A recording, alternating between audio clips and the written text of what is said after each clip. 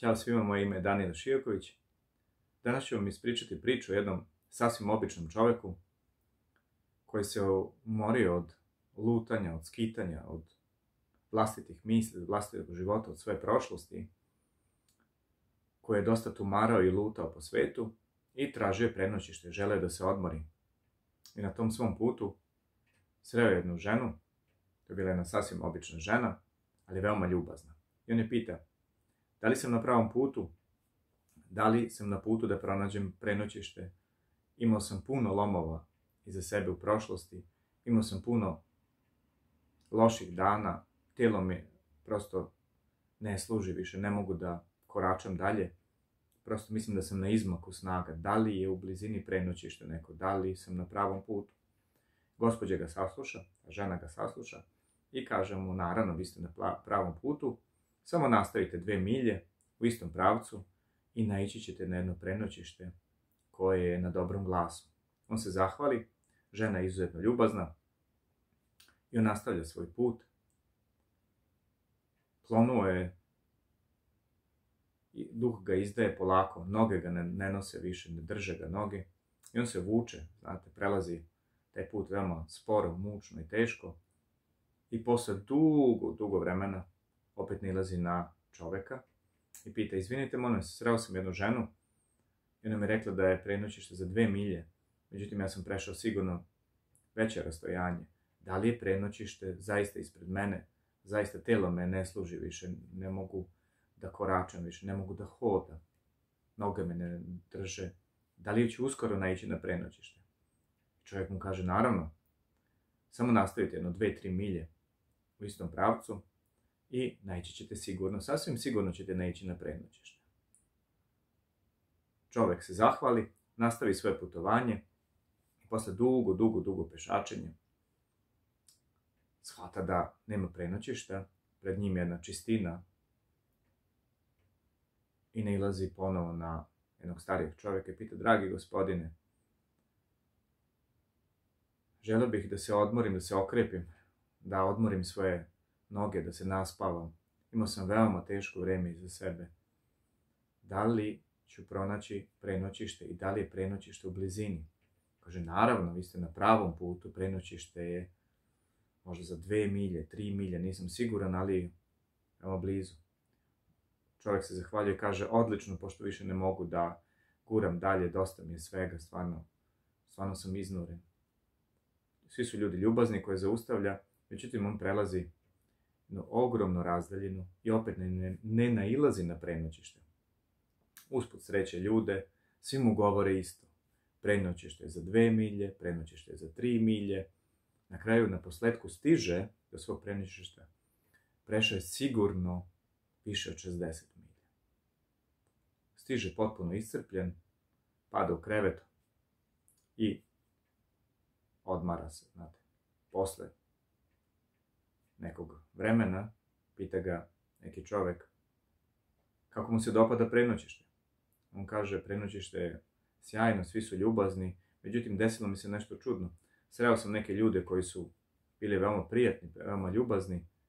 Pitao sam ih za prenoćište, rekoše mi da imam 2 milje, 3 milje, međutim ja sam prešao više od 60 milja. Bio sam potpuno iznuren, potpuno iscrpljen. Zašto su mi to govorili? Ako prenoćište zaista nije bilo u blizini. A kaže mu čovjek, a šta bi bilo da su ti rekli da je pred tobom put od 60 milja? Čitava stvar i čitava priča se sastoji u tome da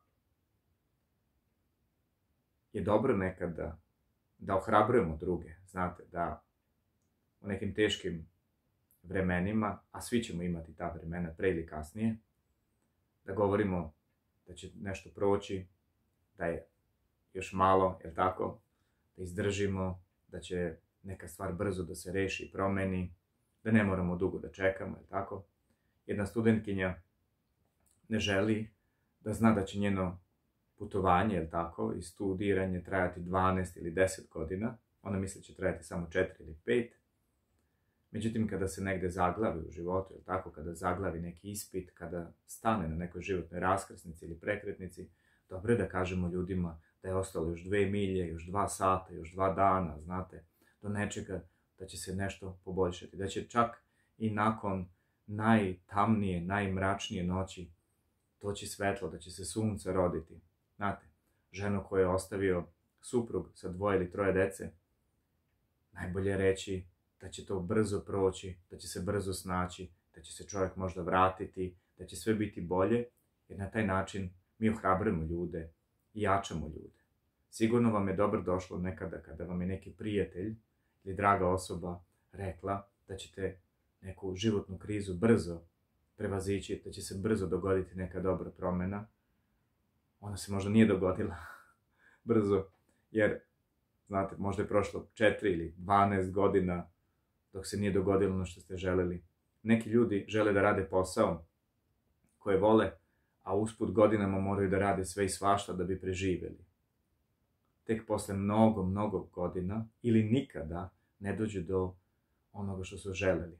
Ali svakako dobro je da te ljude ohrabrimo.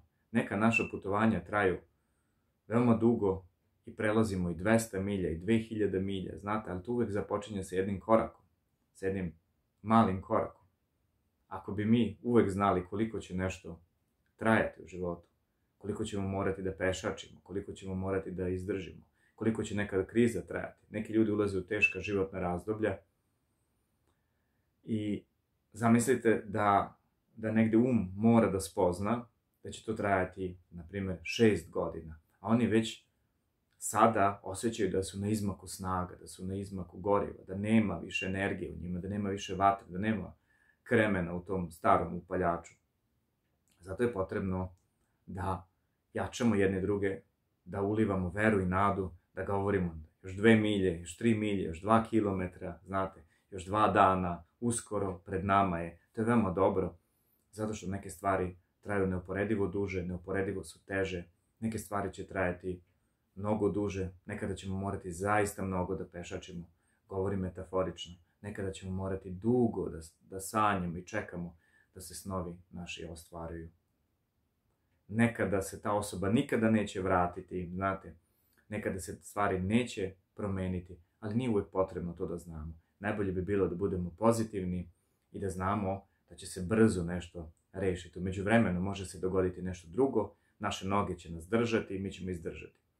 Znate, nekada kada se vratite u prošlost i kada pomislite koliko ste samo imali teške dane ili kako je neki period života bio izuzetno težak, i nekada kada sada to pomislite da morate da prođete nešto slično ili isto, vi kažete nemam prosto ni fizičke ni psihičke snage, ili tada sam bio mlad ili mlada i tada sam to mogao ili mogla, ali sada ne bih mogla. Međutim, prava istina je da su možda pred nama još teži dani nego oni koji su bili u mladosti, koje smo doživjeli, je tako? Neku krizu, neki period koji je bio veoma naporan, posebno ako neko od vas dobio decu, je tako? Ako je studirao, ima teška vremena, bolest, posao, promene, je tako?